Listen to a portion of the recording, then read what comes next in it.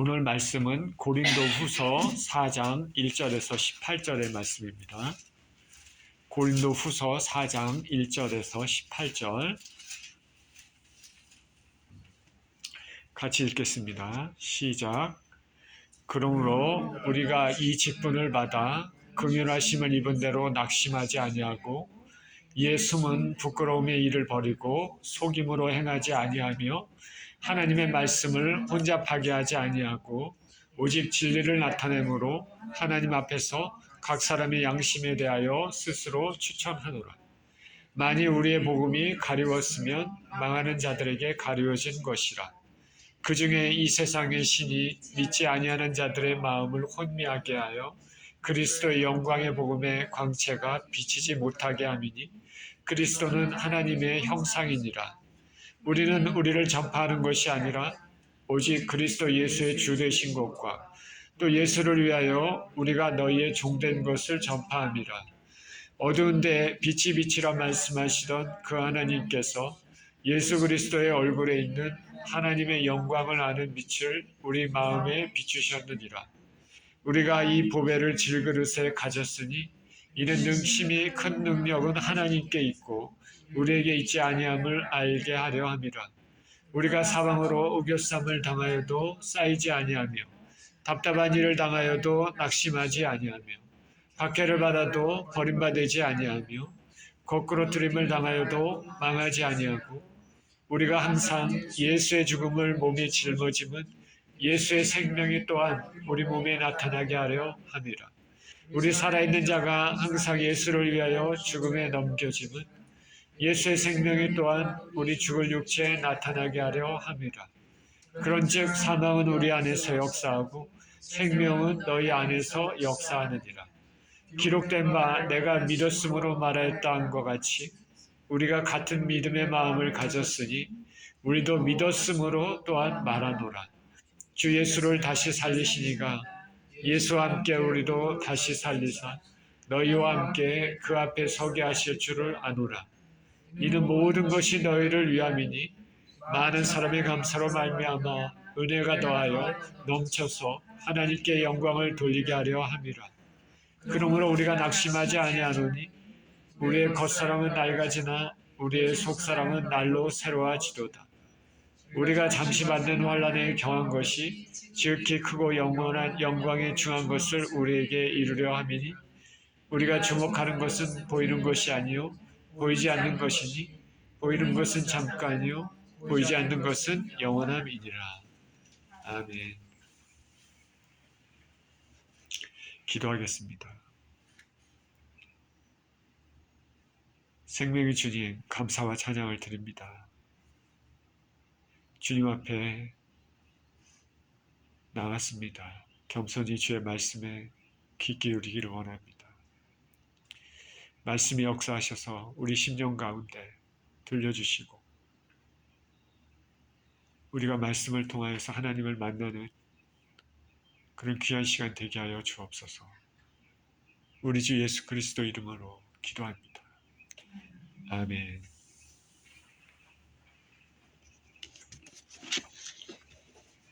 자, 오늘 말씀은 본문이 조금 길죠.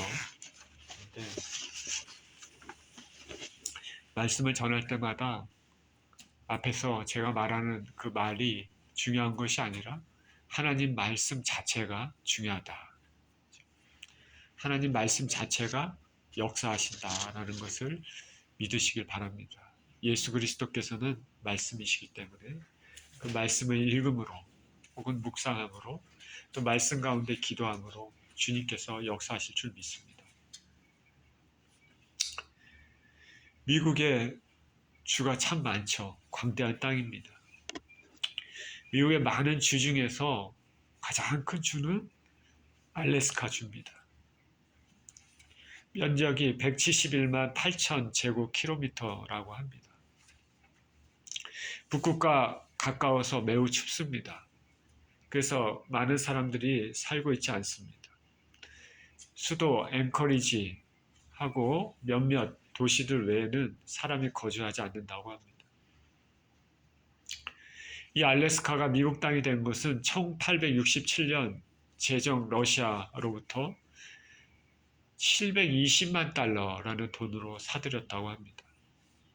720만 달러.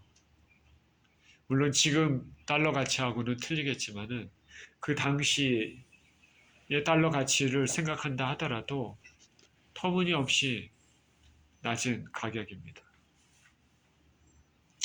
러시아 땅이었는데 러시아 국민들은 이 넓은 땅을 이렇게 싼 값에 팔 수가 있느냐 이런 말이 나왔다고 하고, 또 미국 국민들은 이 쓸데없는 땅, 황무지 땅을 왜 사느냐 이런 말이 나왔다고 합니다.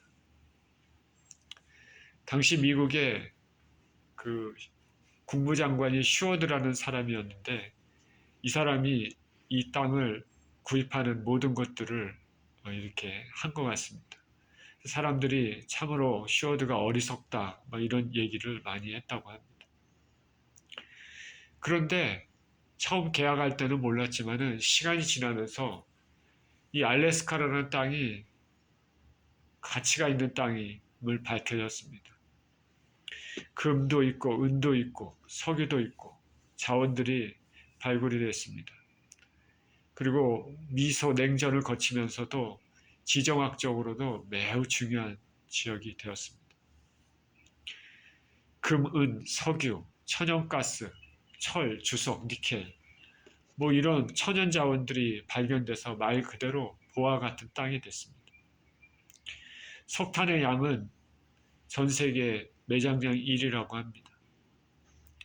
그리고 미국을 석유 부국으로 만들어주는 계기도 됐습니다. 그리고 알래스카 주변의 그 바다, 인근 바다는 많은 물고기가 서식하는 황금 어장입니다. 1867년 당시 미국 사람들은 이거를 몰랐죠. 그래서 이 춥고 정말 쓸모없어 보이는 이 황량한 땅을 왜 샀는지 반대가 많았지만은 지금 와서는 거의 그냥 공짜로 보배를 얻은 것이나 다름이 없습니다. 제가 이 말씀을 드리는 것은 우리가 겉으로 눈에 보이는 것, 그게 다가 아니라는 것이죠. 겉으로 보이는 게 다가 아니라 그 안에 무언가가 있는 것이 중요하다는 것을 우리는 알아야 됩니다. 저와 여러분은 예수 그리스도를 믿는 사람들입니다. 우리의 모습, 여러분의 모습 혹은 저의 모습을 보면 화려하지도 않고 참 깨지기 쉬운 질그릇 같은 인생이지만은 우리 안에는 보배가 있습니다. 능력으로 역사하시는 우리 주님께서 성령님을 통해서 거주하고 계시기 때문에 그렇습니다. 그러니까 저와 여러분은 참으로 귀한 존재다 라는 것을 알고 살아가야 됩니다. 오늘 본문을 통해서 질그릇이 속에 보아라 제목으로 말씀을 나눕니다.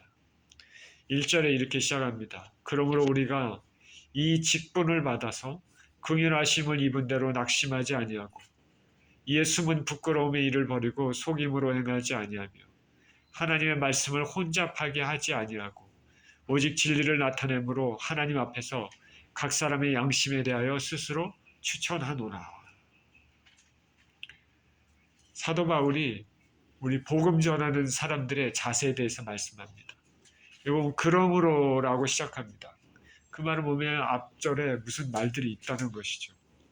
이 앞의 내용을 토대로 해서 사도 바울은 하나님으로부터 자기가 받은 그 사명, 복음 전하는 사명, 복음 전파의 사명이 얼마나 영광스러운 직분인지 그 말하고 있습니다.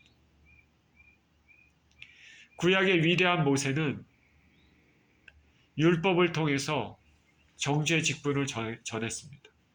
그런데 그 구약의 위대한 그 모세도 참 영광스러운 직분이지만은 사도 바울은 자유하는 복음을 전하는 그 직분이 얼마나 더 영광스럽겠느냐라고 이렇게 얘기를 하고 있습니다.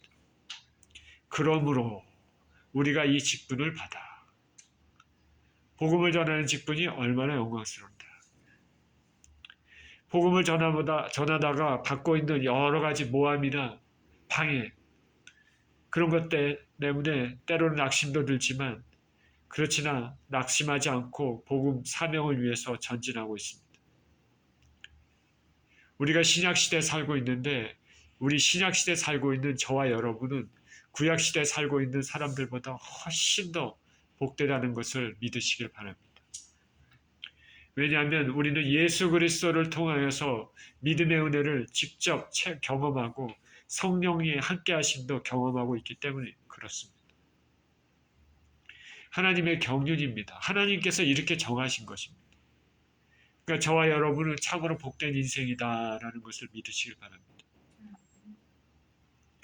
바울은 자신을 모함하는 자들과 달리 자신은 숨어서 몰래 저지르는 부끄러움이나 속임수를 쓰지 않는다 말합니다.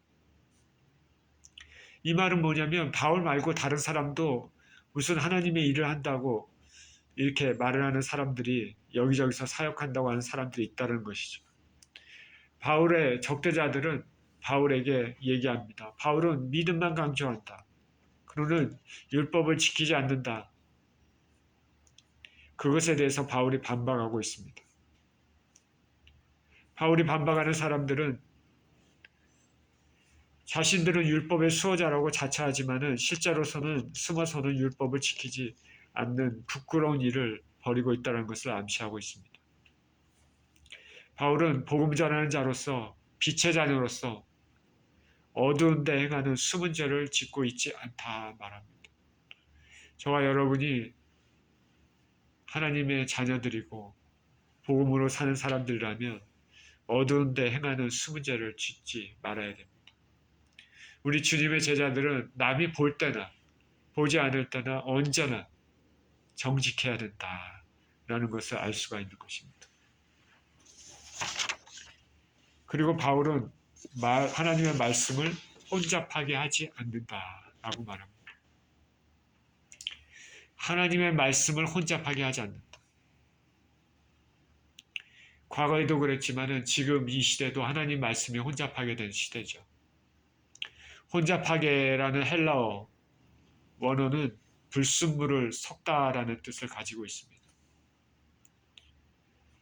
순수한 복음에 필요 없는 불순물을 섞지 않고 순전하게 말씀만 전파하고 있습니다. 근데 바울의 적대자들은 복음의 본질을 왜곡해서 전하고 있다는 것을 알 수 있는 것이죠.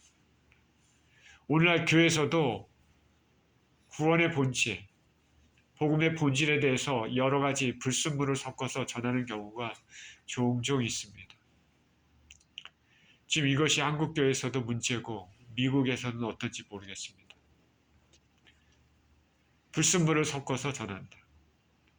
오직 구원은 예수 그리스도의 십자가의 대속으로만 가능합니다. 자기 야망을 위해서 복음을 살짝 왜곡해서 전하거나 듣는 사람의 귀를 즐겁게 해주기 위하여 그렇게 바꿔 전하거나 그러면 안 된다는 것이죠.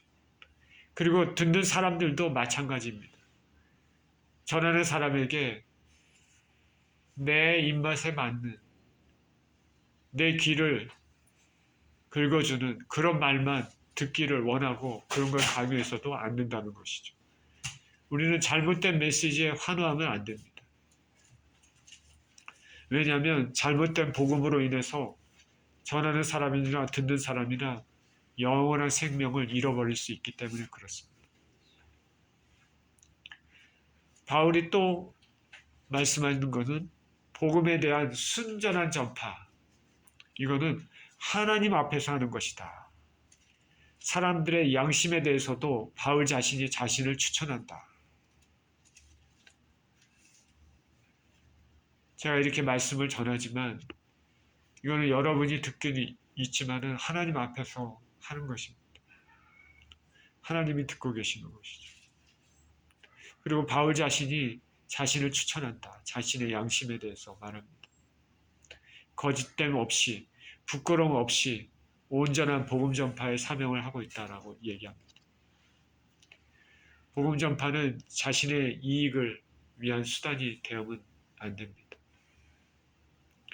온전히 하나님 앞에서 전파돼야 되고 참된 권위는 하나님으로부터 받은 소명, 그리고 사람의 양심에 의해서 판단되어야 함을 교훈해 줍니다. 바울 당시에 순회 설교자들이 있었습니다. 고대 기록에 의하면은 이 순회 설교자들은 복음 전하는 자들은 아닙니다. 순회 설교자들은 그 로마 제국에 있는 대도시들을 이렇게 방문하면서 사람들을 모읍니다. 그래서 사람들이 좋아하는 얘기들을 하기도 하고 때로는 지식을 전달하기도 합니다. 그러면서 돈을 긁어 모읍니다. 그리고 바로 그 도시를 떠납니다. 듣는 사람들에 대한 책임감이나 전혀 없습니다. 진리가 아닌 것들도 있습니다. 경박한 것들도 있겠죠. 재미를 위한 것만 있을 수도 있습니다. 이런 순회 설교자들하고는 틀리다. 하나님의 복음을 전하는 사람들은 사람의 양심, 하나님을 받은 소명에 따라 진실하게 하나님 앞에서 전파해야 한다라고 말을 하고 있는 것입니다. 3절입니다. 만일 우리의 복음이 가려웠으면 망하는 자들에게 가려워진 것이라. 그 중에 이 세상 신이 믿지 않은 자들의 마음을 혼미하게 하여 그리스도의 복음의 광채가 비치지 못하게 하매니 그리스도는 하나님의 형상이니라. 우리가 생명의 복음을 전할 때 어떤 사람은 마음의 문을 열고 어떤 사람은 열지가 않습니다. 관심이 없을 수도 있고 적극적으로 반대할 수도 있습니다. 영의 눈이 가려진 사람에게는 복음이 가려져 있습니다. 보석을 주어도 가치를 모릅니다. 복음 전하는 사람들, 바울 당시에 복음을 전할 때 거부하는 자들이 이런 사람들입니다. 망하는 자에게는 복음이 가려져 있습니다. 이 세상 신이 역사하기 때문입니다. 들어도 듣지 못하고 깨닫지 못합니다. 저나 여러분이가 신앙생활 하면서 이런 경우 많이 느낍니다. 많은 사람들을 만나지 않습니까? 기회가 있을 때 혹 예수님을 전하거나 그렇게 얘기할 때가 있습니다. 근데 어떤 사람들은 전혀 이해도 못하고 관심도 없고 그렇습니다. 깨닫지 못합니다. 교회에 다니는 사람들도 이런 사람들이 많이 있습니다. 전에 저희 집사람이 그 마사지 일을 하면서 알게 된 어떤 또 같이 일하시는 분의 집에 간 적이 있습니다. 잠깐 간 적이 있는데 제가 목사인 걸 알고 어떻게 기도 부탁을 했습니다. 그래서 자, 뭘 위해서 기도를 드릴까요? 그랬더니 대뜸 딱 하는 말이 돈을 많이 벌어서 부자가 되게 해달라고 그렇게 기도 부탁을 합니다. 돈을 많이 벌어서 부자 되는 것은 좋은데 진짜 복음의 가치와 하나님의 은혜의 가치를 모르는 것이죠.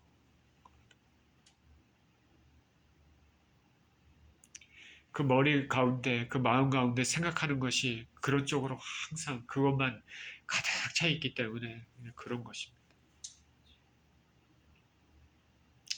이게 왜 이러냐면 이 세상의 가치관, 이 세상의 교육, 이 세상의 문화, 이 세상의 철학, 이 세상의 사고방식 이런 것들이 사람들 그 심령 가운데 다 이렇게 역사하기 때문에 그렇게 오랫동안 또 들어오고 그 가운데 살고 있기 때문에 이런 것들이 예수님 앞에 나오지 못하게 만듭니다.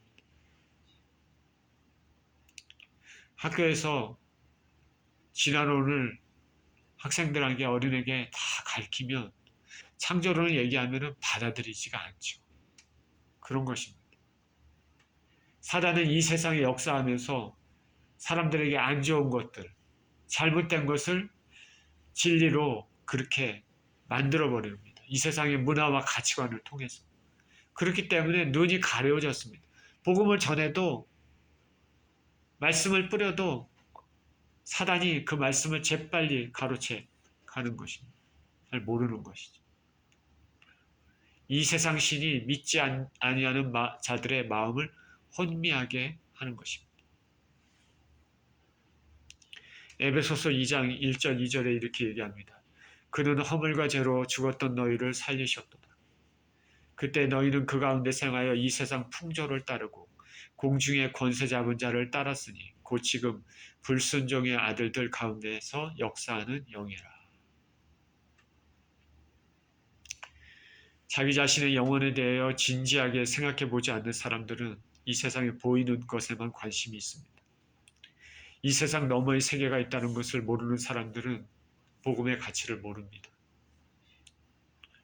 우리는 이 세상에 바쁘게 살아가는 현대 삶에서 잠시 숨을 멈추고 내 자신의 미래에 대해서, 이 세상 너머의 삶에 대해서 진지하게 생각해 보아야 합니다. 마귀의 전략 중 하나가 뭐냐면 사람으로 하여금 이 땅에 편하고 안락함을 추구하면서 살게 하는 것입니다. 편한 삶, 안락한 삶은 누구나 다 구하는 삶이죠. 그런 건 좋죠. 그러나 그래서 그런 것만 관심을 가지고 살게 되면 이 땅의 삶에만 관심을 가지게 삽니다. 그렇게 되면 영원한 것에 마음을 두지 못하는 것입니다. 그래서 결국은 마귀는 그런 식으로 해서 그 사람을 천천히 알지 못하게 최종적으로 자기가 있는 곳으로 끌고 가는 것입니다. 우리는 먼저 거듭내야 됩니다. 먼저. 그런 삶을 추구하기 이전에 우리 삶 자체가 먼저 거듭나야 됩니다. 우리가 먼저 거듭나지 않고 그런 삶, 편안하고 넉넉하고 풍성하고 여유로운 삶, 그것은 마귀의 덫에 놓여 있는 삶입니다. 이것은 오히려 저주와 같습니다.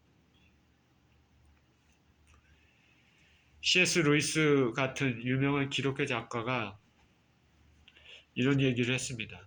전쟁은 사람들이 다 피하고 싶죠. 지금 우크라이나와 러시아가 전쟁을 하고 있고 이스라엘과 또 하마스하고 전쟁을 하고 있지만 그 전쟁 같은 것은 참 많은 고통을 가져다 줍니다. 근데 전쟁이 오히려 그 사람의 영혼에 대해서는 유익을 가져다 줄 때가 많다라고 말합니다.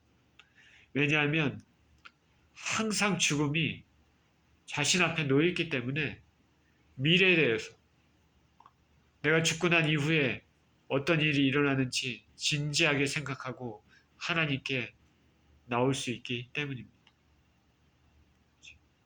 진지하게 생각하고 하나님께 나올 수 있기 때문입니다. 그러니까 여러분 명심하시길 바랍니다. 하늘나라의 가치관은 대부분이, 다는 아니겠지만 대부분이 이 세상의 가치관과 다르다는 것을 알아야 됩니다. 이 세상이 추구하는 가치관과 하늘나라가 추구하는 가치관은 다르다는 것을 알아야 됩니다.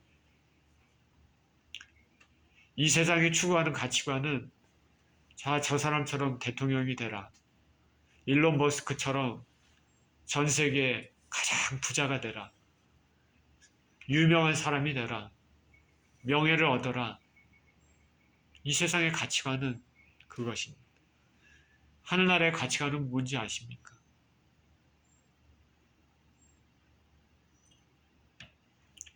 저 갈보리 십자가에 처절하게 피 흘리고 계시는 우리 주 예수 그리스도를 닮아라. 틀립니다. 그 십자가에서 온갖 저주를 받고 계시는 우리 주 예수 그리스도를 닮아라. 하나님은 그렇게 말씀하십니다. 그게 틀리죠. 틀립니다. 이것이 마음 가운데 잘 받아들이기가 쉽지 않아도 하나님께서는 성경은 그것을 말하고 있다는 것을 우리는 알아야 됩니다.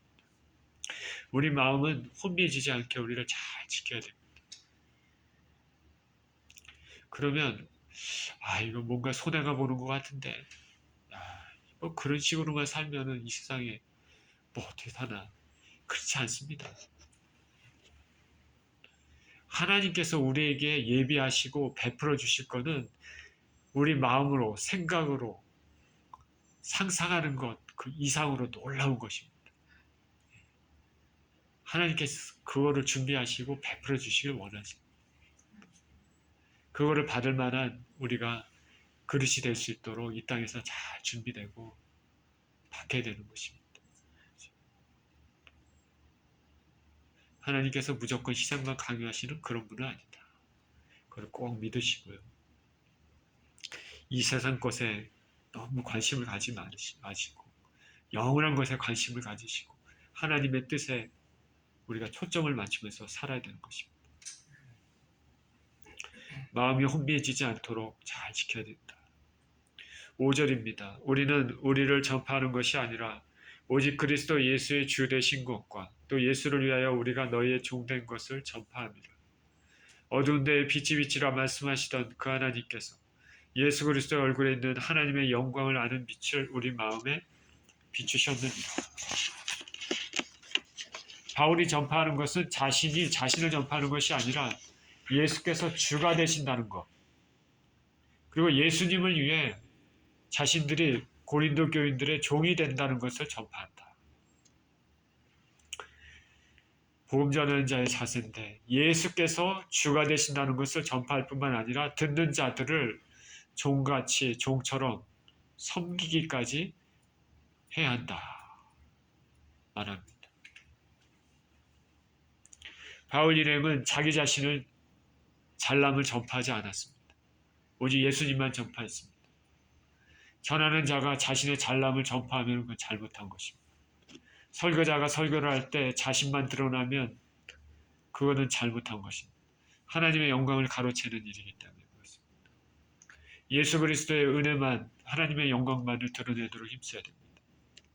십자가의 은혜, 구속의 은혜가 메시지의 중심이 되어야 됩니다. 종의 자세는 이렇게 하나님 앞에 겸손합니다. 예수께서는 손수 종의 몸으로 이 땅에 오셔서 섬기셨기 때문에 그렇습니다. 그래서 예수님의 종들은 마땅히 자신을 낮추는 겸손의 자세가 필요합니다.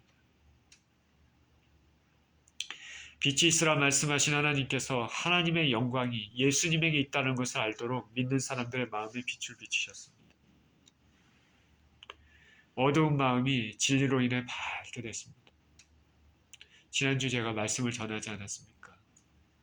처음 교회 갔을 때 그 목사님께서 저를 정말 진부실로 조그만 누추한 그곳에 저를 데려가면서 전구불을 탁 켜면서 캄캄한 방 안이 이제 환하게 비쳤습니다. 이와 같이 빛이 비치면 어둠이 다 물러간다. 빛이 비치면 어둠이 다 물러간다. 예수 그리스도의 빛이 우리 가운데 비춰지면 우리 가운데 무식하고 알지 못했던 이 세상 것만, 보이는 것만, 그것만 우리가 믿고 살아왔던 우리 마음이 확 밝아지는 것입니다. 진리를 알게 되는 것이죠. 보이는 것은 잠깐이고 보이지 않는 것은 영원하다는 것을 알게 되는 것입니다. 저와 여러분이 예수님을 믿는다면 그것은 하나님께서 그 믿음을 우리에게 빛을 비춰서 주셨다는 것입니다.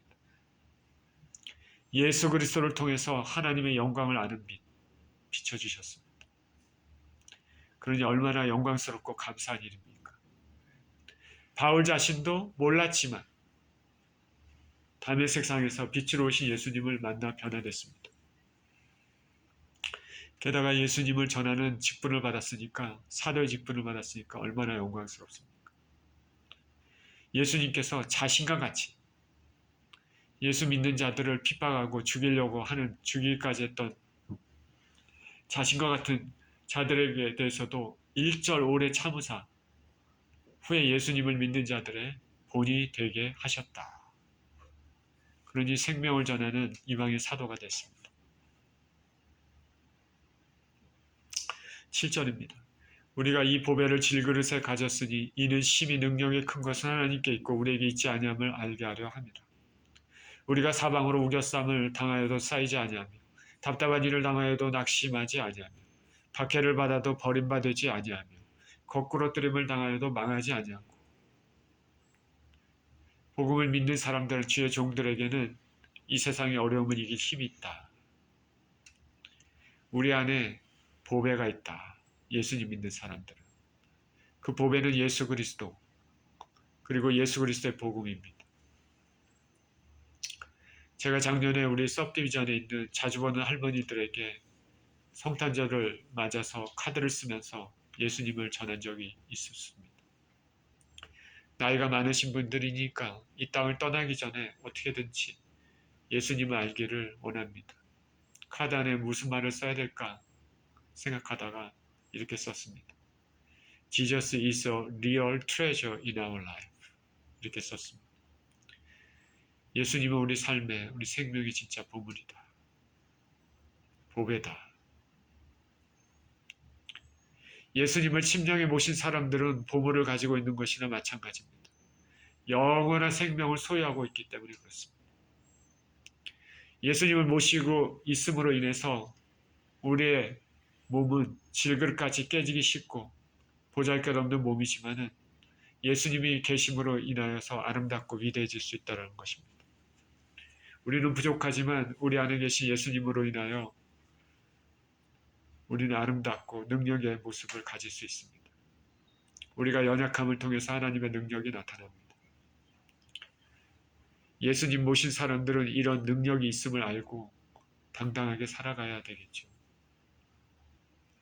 그리고 바울은 참으로 멋진 말을 합니다.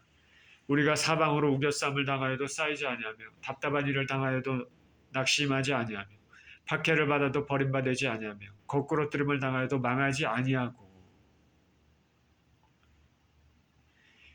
복음 전하는 사역에 대해서 우리가 연약한 것, 그것과 생명을 지키시는 하나님의 능력을 대조합니다. 우겨쌈을 당하여도, 헬라어 원어는 즙을 짜기 위해 포도를 짓누르다라는 뜻입니다. 우겨쌈을 당하여도. 복음을 전하면서 얼마나 짓눌린 환경이 있었나, 그렇게 복음을 전하는 것을 알 수가 있는데 그 뒤에 표현에서도 굉장히 힘들게 사용하고 있다는 것을 내비칩니다. 그러나 그는 그것 이상으로 능력으로, 복음의 능력으로 인해 결국은 승리할 것이라 말하고 있습니다. 능력의 지극히 큰 것이 자신들에 있지 않고 자신들 안에 복에 있기 때문입니다. 예수님의 제자로서 삶은 고난이 있지만은 그 너머에 더 영광스러운 은혜를 생각하며 살고 있는 것입니다. 저와 여러분이 지금 힘든 일이 있다면 그것은 우리 믿음의 선조들도 다 겪었다는 것을 그렇게 생각하시고 꼭 주님의 은혜로 승리하시기를 축원드립니다. 10절입니다. 우리가 항상 예수의 죽음을 몸에 짊어짐은 예수의 생명이 또한 우리 몸에 나타나게 하려 합니다. 우리 살아있는 자가 항상 예수를 위하여 죽음에 넘겨짐은 예수의 생명이 또한 우리 죽을 육체에 나타나게 하려 합니다. 그런즉 사망은 우리 안에서 역사하고 생명은 너희 안에서 역사하느니라. 예수 믿는 사람들의 본질은 십자가와 부활입니다. 진정한 성도들은 예수 죽음을 항상 몸에 짊어집니다. 매우 무거운 표현이죠. 고난을 통해서 예수님의 죽음에 동참한다. 그렇게 생각하면 될 것입니다. 십자가를 짊으로 제자의 삶을 사는 것이죠. 의미 없는 십자가가 아니라 예수님을 믿음으로 지고 있는 십자가입니다. 예수께서는 당신의 자녀들에게 각자에게 다 십자가를 주셨죠. 십자가의 무게는 각자 다 다르죠. 헌신의 정도가 다 다르니까 똑같은 십자가는 있을 수가 없죠. 바울이 여기서 죽음을 언급했는데 이 죽음을 언급했는데 이게 헬라어는 네크로신이라고 합니다. 그것은 단순히 죽는다라는 것 외에 죽는 과정을 함축하고 있다고 학자들은 얘기합니다. 그러니까 성도로서 신앙의 삶을 지켜나가고자 할 때 예수님의 죽음같이 고난의 과정이 반복된다는 의미를 가지고 있죠. 그래서 사도 바울은 항상이라고 썼습니다. 우리가 항상 예수의 죽음을 몸에 짊어지고 계속되는 고난이죠. 바울 자신이 이것을 경험했고 박해를 받아서 그의 몸에는 십자가의 흔적을 가지고 있다고 갈라디아서에서 고백했습니다. 갈라디아서 6장 17절에 이후로는 누구든지 나를 괴롭게 하지 말라. 내가 내 몸에 예수의 흔적을 지니고 있노라. 우리가 신앙생활을 한다는 것은 우리 자신의 자아를 죽이는 과정이라고 생각해도 무방합니다. 죄된 육체 소욕을 죽이고 거룩한 주님의 성품이 드러나는 것. 이 땅을 떠날 때까지 계속됩니다. 거룩한 성품이 우리 몸에 드러나기 위해서 하나님은 때로는 고난이라는 연단을 통해 다듬으십니다. 그렇기 때문에 하늘나라를 들어가는 것은 결코 만만한 일이 아닙니다. 우리가 하늘나라를 천국을 그냥 쉽게 간다고 생각하면 안 됩니다. 천국 가는 것이 쉬운 일이 아닙니다. 그래서 성경에서는 예수님께서는 좁은 문이라 말씀하셨습니다. 대부분의 일반적인 사람들이 걸어가기를 좋아하는 그런 길이 아닙니다. 매일 십자가 지면서 자신을 죽이는 과정이 필요한 것이죠. 구약의 인물들이나 특히 신앙의 선배들이나 기름지고 넉넉하고 여유있고 휘파람 불면서 여유 자작하면서 산 사람이 누가 있습니까? 그들의 삶에 대해서 정확히 알지 못하지만 성경을 통해서만 아는 거죠.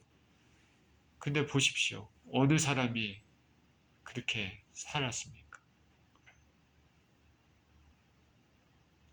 성도들은 주를 위한 고난을 통해서 예수님과 연합하고 종말론적으로 예수님 재림 때 부활하심으로써 영원한 승리를 얻게 됩니다.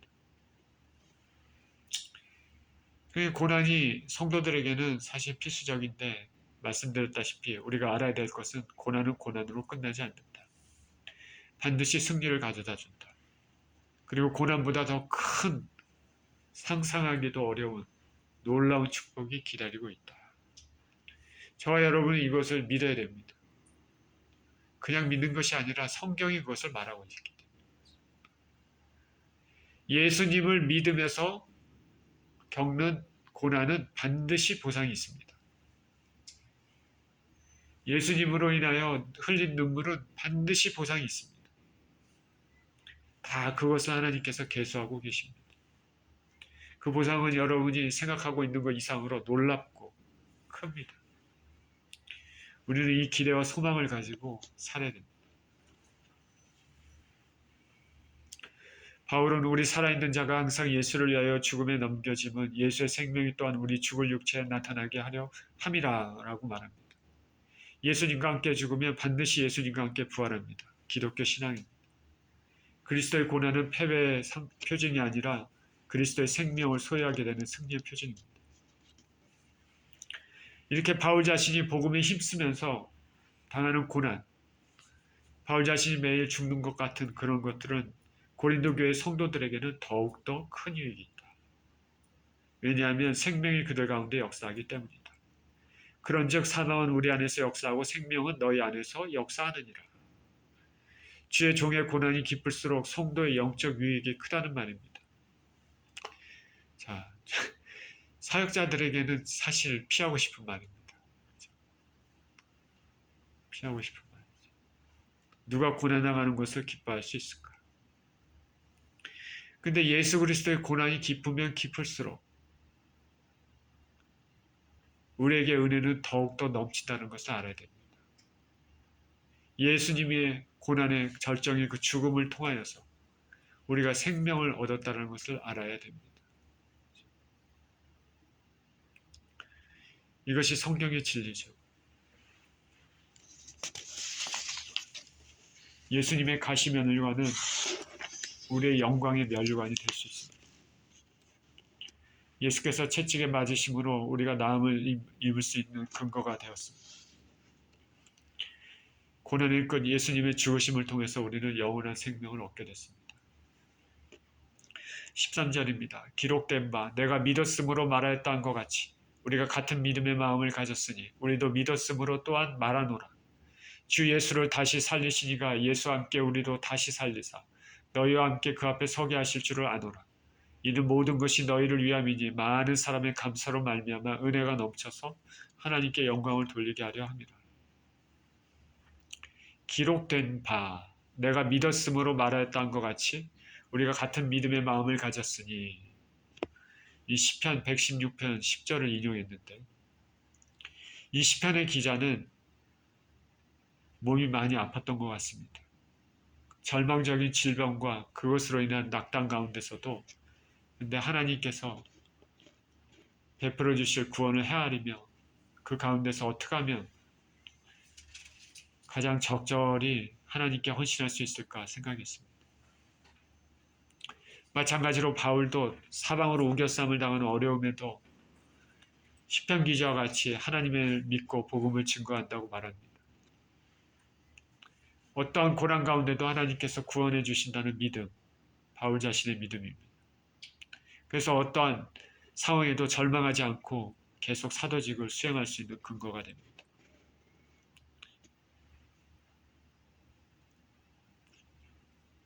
복음에 대한 믿음은 미래에 있을 부활의 영광을 기대하게 합니다. 죽으신 예수님이 다시 살으신 것처럼 믿음으로 말미암아 바울과 고린도인들이 다시 살게 될 것이고 예수님과 함께 영광스럽게 서게 됩니다. 이렇기 때문에 이런 믿음으로 인해서 바울은 고난을 이겨내고 복음을 전하고 있습니다. 그리고 고린도 교인들이 이 사실을 알기를 원했습니다. 바울의 고난은 고린도인들의 영광을 위한 것입니다. 그리고 궁극적으로 더 많은 사람에게 은혜를 받게 함으로써 하나님께 영광을 돌리기 위한 것이죠. 사도직에 대해서 바울이 어떤 생각을 가지고 있는지 우리가 알 수 있습니다. 우리가 주의 종이라고 한다면은, 교회 리더라고 한다면은 이런 생각들을 우리 한 번쯤은 생각해 봐야 되죠. 쉽지 않은 일입니다. 16절입니다. 그러므로 우리가 낙심하지 아니하노니 우리의 겉사람은 낡아지나 우리의 속사람은 날로 새로워지도다. 우리가 잠시 받는 환난에 경한 것이 지극히 크고 영원한 영광에 중한 것을 우리에게 이루게 함이니 우리가 주목하는 것은 보이는 것이 아니요 보이지 않는 것이니 보이는 것은 잠깐이요 보이지 않는 것은 영원함이니라. 승리를 주시는 하나님 사랑, 그 사랑을 전하는 고귀한 직분, 그리고 고린도 교인들의 영혼을 살리는 일은 현재의 어려움에도 불구하고 낙심치 않게 하며 이로 인해서 바울 자신의 겉사람은 늙어져 가지만은 속사람은 매일매일 새롭게 된다 말합니다. 겉사람은 저와 여러분이나 다 나이 들어 늙고 흙으로 돌아가지만 우리의 속사람은 나날이 새로워질 수 있는 것입니다. 우리 예수님을 믿는 저와 여러분에게도 이것은 사실입니다. 그렇기 때문에 우리가 장차 받을 영광에 비해 현재 고난은 지극히 작을 것이다. 저와 여러분이 육신의 몸을 입고 이 땅을 살아가는 동안이 인생은 쉽지 않은 일이지만은 장차 우리에게 주어질 하나님의 그 선물, 영광에 비하면 아무것도 아니라는 것을 알아야 됩니다. 그러므로 그날까지 잘 살아나는 것이 중요하죠.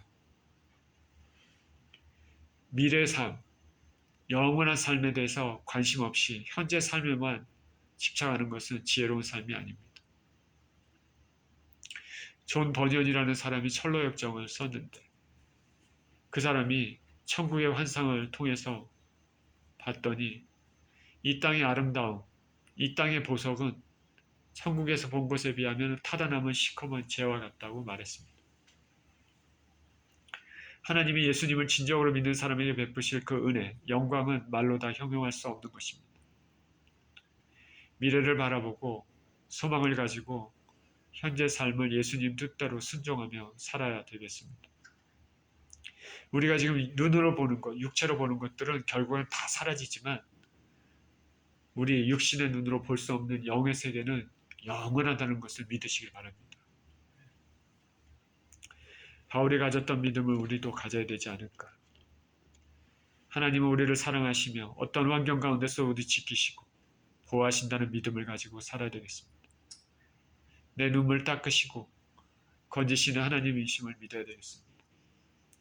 질각같이 연약한 우리지만 우리 안에 계신 예수 그리스도로 말미암아 우리는 강해질 수 있습니다. 세월이 지나면서 우리의 겉사람은 낡아지지만 우리의 속사람은 나날이 새로워집니다.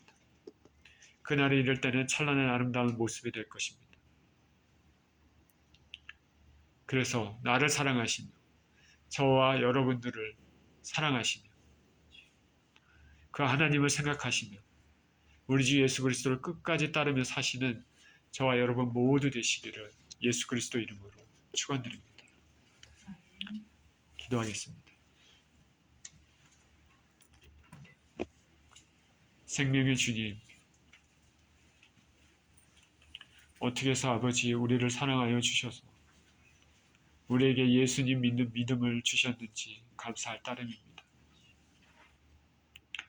우리의 모습이 부족하고 연약하고 질글같이 부서지기 쉬운 모습일지라도 우리에게 주신 예수 그리스도 그 크신 사랑으로 말미암아 우리에게 앞으로 주어질 영광은 놀랍고 우리가 아버지 상상하기도 힘든 크신 은혜입니다.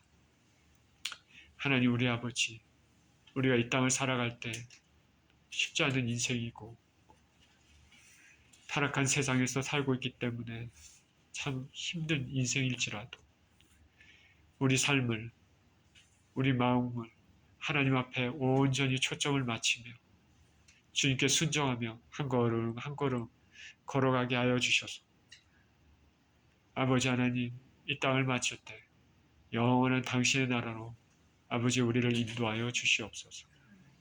감사를 드리며 우리 주 예수 그리스도 이름으로 기도합니다. 아멘. 귀하신 주여 날부터 찬양 드리시면서 준비한 예물 드리시옵소서.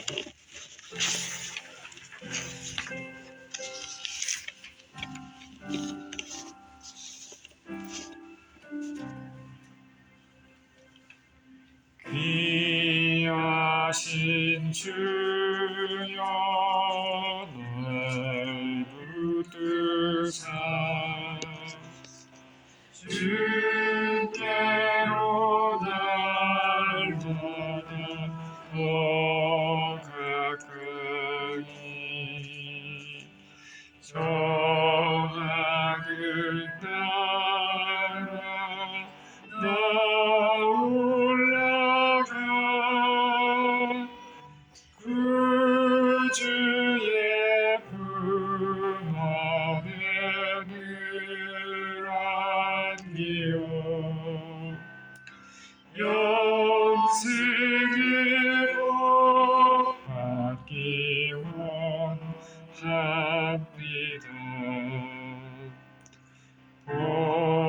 봉헌할 물 건너 없어도 날마다 주께로 더 가까이 내 죄를 주께 다 구하니 주님의 보혈로 날 씻으사 눈보다 더 희게 하옵소서. 간악한 마음이 날 되어도 주 예수 앞으로 더 가까이 이 세상 속한 그 허영심 또 주한 생각을 다 버리니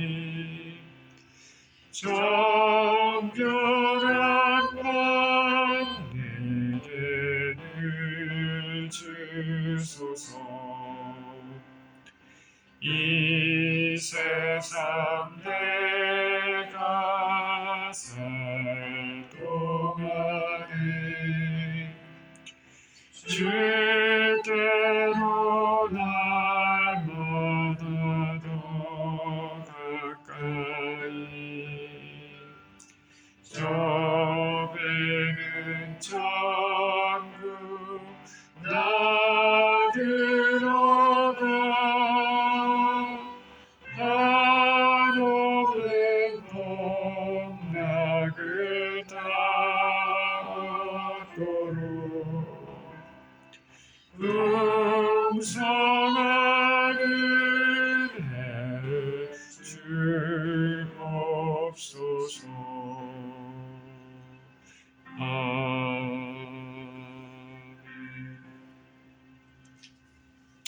하나님 아버지 감사합니다. 지난 한 주간도 지켜주시며 또 일할 수 있는 은혜를 주시고 드릴 수 있는 헌물이 있는 것도 감사를 드립니다. 이 헌물이 주님 나라를 위하여 귀하게 쓰이게 하여 주시옵시고 우리 삶에도 하나님 그 풍성하시고 넉넉하신 은혜대로 허락하여 주시옵소서. 우리 주님께 감사드리며 우리 주 예수 그리스도 이름으로 기도합니다. 아멘. 모두 일어나시기 바랍니다.